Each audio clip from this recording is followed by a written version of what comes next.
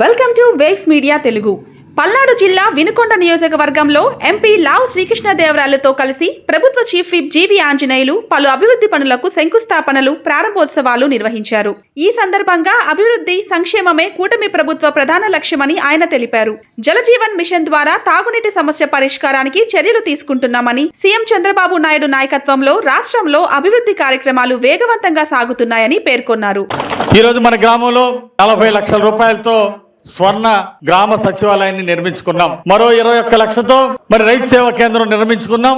మన గ్రామానికి ఈ సేవలు అందుబాటులోకి వచ్చినాయి. మీ అందరికీ పేరు పేరున అభినందనలు, శుభాకాంక్షలు. అలాగే ఈరోజు ఎంపీ గారి గ్రాంట్ నుండి 15 లక్షలతో త్రిపురాపురంలో కమ్యూనిటీ హాలు అక్కడ పూర్తి చేసుకుని ఈరోజు ప్రారంభించడం జరిగింది.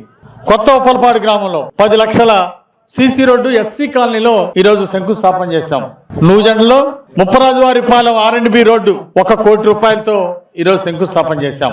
అలాగే నూజెండ్ల రింగ్ రోడ్డు 1 కోటి 10 లక్షలతోటి అక్కడ ఈరోజు శంకుస్థాపన చేయడం జరిగింది. అలాగే ఈరోజు చేసినటువంటి అభివృద్ధి కార్యక్రమాలతో పాటు 5 ఏళ్లు వైసీపీ పాలనలో ఎంఆర్ఓ ఆఫీస్ కట్టలేదండి. 2019లో తెలుగుదేశం పార్టీ ఎన్డీఏ అధికారంలో ఉన్నప్పుడు పనులు ప్రారంభించాం. ఫౌండేషన్ల దగ్గరకు వచ్చింది. ఈ లోపు గవర్నమెంట్ మారింది. 5 ఏళ్లున్నా ఒక ఇటుక పెట్టల. నూజెండ్ల మండలం ఎంఆర్ ఆఫీస్ లో ఇటుక పెట్టల. బొల్లాపల్లి మండలంలో ఎంఆర్ ఆఫీస్ కూడా ఆ ఫౌండేషన్ దగ్గరకు వచ్చి అట్లాగే అయిపోయింది. 5 ఏళ్లు ఎందుకు చేయలేకపోయారు? వినుకొండలో టిట్కో ఇళ్లు 80% తెలుగుదేశం ప్రభుత్వంలో కడితే పేదలకు ఇచ్చే ఇళ్లు 4000 ఇళ్లు శాంక్షన్ చేపిస్తే 1200 కన్స్ట్రక్షన్ మొదలై 80% అయిపోతే మిగిలిన ఇళ్ళు రద్దు చేశారు. ఈ పని మన టైంలో కట్టినటువంటి ఇళ్ళు 80% అయిపోయింది, కొన్ని 90% అయిపోయింది. అవి పూర్తి చేసి పేద ప్రజలకు ఇవ్వచ్చుగా. 5 ఏళ్ళు ఒక ఇల్లు కూడా ఎందుకు ఇవ్వలేదు? మాజీ ఎమ్మెల్యే దీనికి ఏం సమాధానం చెప్తాడు? ఒక ఎంఆర్ఓ ఆఫీస్ కట్టడం చేత కానీ దద్దమ్మలు మీరు. అలాగే టిట్కో ఇళ్ళు నిరుపేదలకి, ఇళ్ళు లేని పేదలకి తెలుగుదేశం పాలనలో నిధులు తీసుకొచ్చి మేము 90% కట్టిన ఇళ్ళు 10%, మిగిలిన 10% 5 ఏళ్లలో 60 నెలల్లో 6 ఇటుకలు పూర్తి చేయడం చేత కానీ దద్దమ్మలు మీరు. ఈ రోజు బుదరదలుతూ ఉంటారు. ఏంటి మీరు చేసే విమర్శలు? 5 ఏళ్లు మీరు విమర్శించారు, మీ ఇష్టం వచ్చినట్టు మాట్లాడారు, ప్రజలు విన్నారు. ఒక్క అవకాశం అంటే ఒక్క అవకాశం ఇస్తే ఏం చేశారు మీరు? నమ్మి ఓట్లేసిన నట్టేట ముంచారు. 4 బిడ్డలకి ఇస్తాం అమ్మఒడి అని చెప్పేసి ఎంతమందికి ఇచ్చారు మీరు? ఒక్కళ్ళకి ఇచ్చారు. ఆ ఒక్కళ్ళకి ఎంతమందికి ఇవ్వాలా? రాష్ట్రంలో 4 లక్షల మందికి ఇవ్వాలా అమ్మఒడి. 4 లక్షల మందికి ఒక్క బిడ్డకు కూడా అందలా. జాబ్ క్యాలెండర్ అమలు చేస్తాం, లక్షల మందికి ఉద్యోగాలు అన్నారు, ఎందుకు ఇవ్వలేకపోయారు?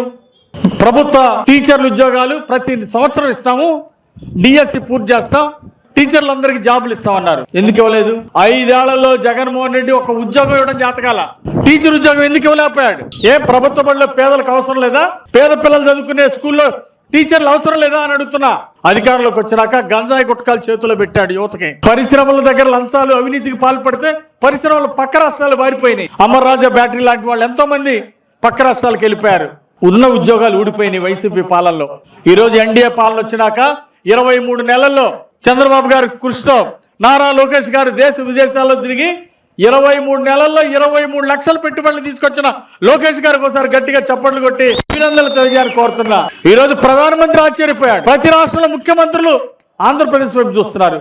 మరి అమ్మాయి 23 లక్షల కోట్లు ఎట్లా తీసుకుపోయారు? వాళ్ళు పెట్టుబడులు బ్రహ్మాండంగా వచ్చినాయి. ఆంధ్రప్రదేశ్ కి ఏ విధంగా వచ్చినాయని ఈ రోజు అన్ని రాష్ట్రాల వాళ్ళు ప్రధానమంత్రి మోడీ గారు ఆశ్చర్యపోతున్నారు. చంద్రబాబు గారు, లోకేష్ గారు చేసిన కృషి అని ఈ సందర్భంగా మీ అందరికి మనవి చేస్తున్నా. మన ఉప ముఖ్యమంత్రి గారు పవన్ కళ్యాణ్ గారు ఈరోజు పల్లె పండుగ పేరుతో 4500 కోట్లు ఖర్చు పెట్టారు. గతంలో చూసాం వైసీపీ పాలనలో కలవట్టు, కొన్ని గ్రామాల్లో కలవట్టు కట్టడం చేతకాల. వైసీపీ పాలనలో కనీసం పోనీ ఎక్కడైనా సిమెంట్ రోడ్డేశారా? అది లేదు. మరి ఈరోజు పవన్ కళ్యాణ్ గారు ఉప ముఖ్యమంత్రి గారు గ్రామాన ఈరోజు సిమెంట్ రోడ్డు ఇచ్చారు. 4500 కోట్లు ఖర్చు పెట్టారు.